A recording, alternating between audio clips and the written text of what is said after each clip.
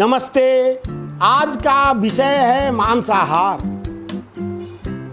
बचपन से ही जिस तरीके के खान पान आपके साथ होती है, जो आप खाते पीते हैं, अर्थात आपके घर परिवार की जो खाने पीने के तौर तरीके हैं, जिस प्रवृत्ति के बाकी पारिवारिक सदस्य हैं, आपके घर के लोग, आपके माता पिता, उसी हिसाब से आपका भी खान पान सेट हो जाता है।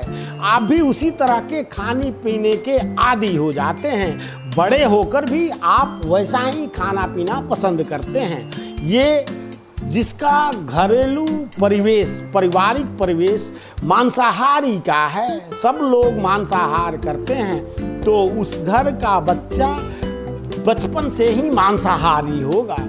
और जिस घर में सिर्फ शाकाहारी ही खान पाने चलती हैं, वहाँ मांसाहारी बिल्कुल ही बंदिश है, मांसाहारी कोई नहीं, तो उस घर का बच्चा भी शाकाहारी ही खाना खाता है और बड़ा होकर शाकाहार ही बना रहता है। और बहुत ऐसे लोग भी हैं जो बचपन से उनके घर में शाकाहारी खाने पीने वाले लोग हैं, इसलिए वो शाकाहारी तो हैं, लेकिन बाद में किसी दोस्त ने उनसे रिक्वेस्ट की कि अरे एक पीस खाओ, तो मांसाहारी टेस्ट के लिए फिर क्या है, वो बाद में मांसाहारी भी हो जाते हैं। तो थोड़ा होशियार होइए और थोड़ा समझदार भी बनिए। मैं बताता हूँ कि जो व्यक्ति मांसाहारी है वो अधार्मिक भी है। पूछिए कैसे? आप और बहुत सारे लोगों के ने ये तर्क दिया है या कहते भी हैं कि अगर हम लोग मांसाहारी ना हो, हम लोग जिन पशु पक्षी को खा जाते हैं, जिन जानवरों को खा जाते हैं, अगर नहीं खाई जाए तो उनकी तादाद इस धरती पर इतनी बढ़ जाएगी कि हमारा रहना मुश्किल हो जाएगा। बताइए कैसे मनगढ़ंत तर्क दिए जाते हैं।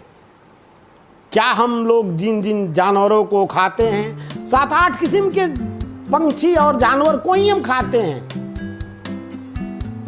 जानवरों की और दुर्लभ पक्षियों की प्रजातियां तो लाखों में है, हम तो 7-8-10 किस्म के ही खाते हैं। तो हम तो गिद्ध नहीं खाते, हम चील नहीं खाते, हम शेर को नहीं खाते, फिर वो क्यों विलुप्त हो रहे हैं? उनको तो बढ़ जाना चाहिए। जब जो चीज हम नहीं खाते उसको तो पूरे धरती पर हर तरफ वही दिखाई देनी चाहिए, लेकिन वो विलुप्त होते जा रहे हैं। तनिक दिमाग से सोचिए, गहराई से विचार कीजिए। आप जिन जानवरों को खाते हैं उसका औद्योगिक उत्पादन किया जाता है, उसका मैन्युफैक्चरिंग किया जा रहा है किसी वस्तु की तरह। क्योंकि हमारे खाने में कमी ना हो, इसलिए बहुत सारे उद्योगपति इसी कार्य को करने लगे हैं। इनका प्रोडक्शन कैसे हो, कैसे ज़्यादा से ज़्यादा बकरे पैदा करवाए जाएं, कैसे ज़्यादा से ज़्यादा पोल्ट्री फार्म खोली जाए, मुर्गे हों, तो उनका औद्योगिक उत्पादन हो रहा है, इसलिए उनकी संख्या घटती नहीं है। और जो जानवर विलुप्त हो रहे हैं, जो दुर्लभ पंछियां हैं जो विलुप्त हो रही हैं, उसके जड़ में भी आप ही हैं। जंगलों को काटा जा रहा है। जब जंगलों को काट दिया जाएगा तो शेर कहां रहेंगे?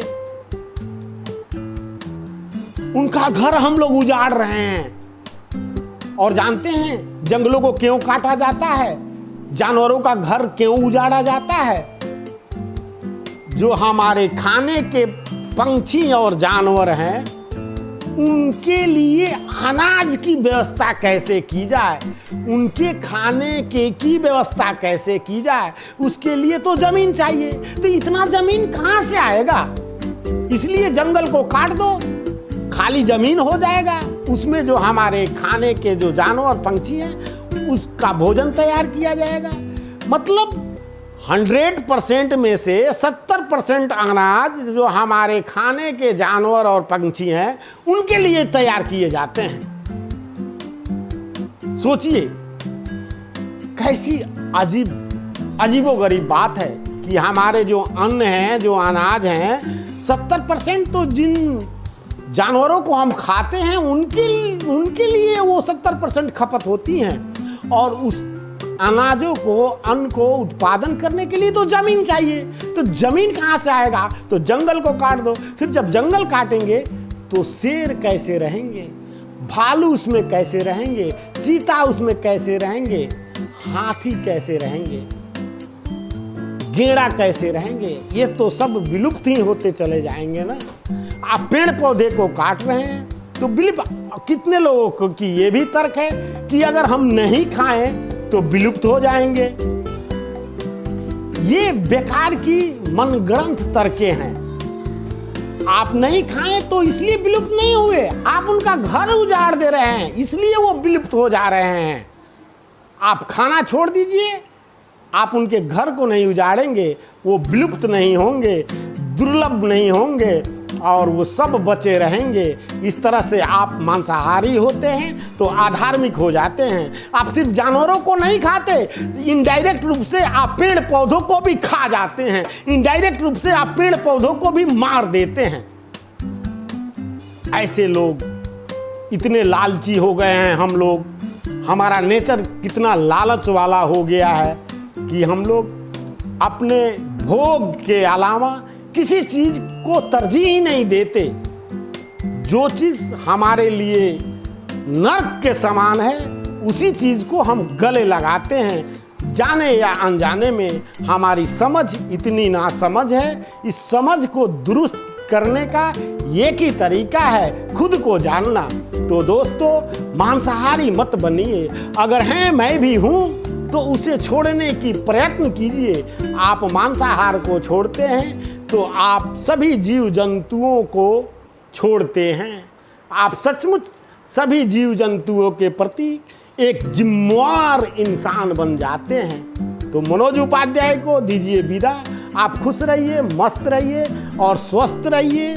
मुझे सब्सक्राइब करना मत भूलिए। मैं प्रभु से प्रार्थना करता हूँ कि आप सब जल्द से जल्द शाकाहारी होने का कोशिश करेंगे। धन्यवाद साथियों।